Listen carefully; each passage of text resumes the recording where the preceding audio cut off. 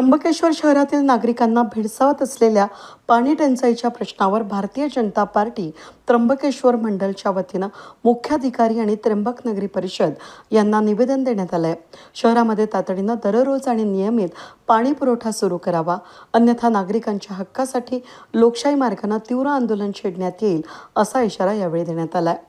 निवेदनात म्हटलंय की आगामी सिंहस्थ कुंभमेळ्याच्या पार्श्वभूमीवर त्र्यंबकेश्वर शहरामध्ये विविध विकास कामं युद्ध पातळीवर सुरू असताना नागरिकांना मूलभूत सुविधा पुरवणं ही नगर परिषदेची प्राथमिक जबाबदारी आहे.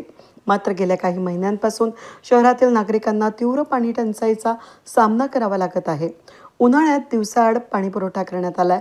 वारंवार होणाऱ्या वीज पुरवठा खंडित होण्यामुळे नगर परिषदेच्या पाणी साठवण टाक्या पूर्ण क्षमतेनं भरल्या जात नसल्यानं अनेक भागांमध्ये नागरिकांना पिण्याच्या पाण्यासाठी मोठी गैरसोय सहन करावी लागते.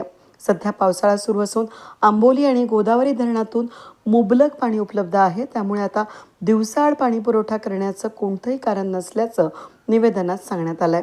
नगर परिषद प्रशासनानं सर्व पाण्याच्या टाक्या पूर्ण क्षमतेनं भरण्याचं नियोजन करून शहरामध्ये दररोज आणि नियमित पाणी पुरवठा सुरू करावा.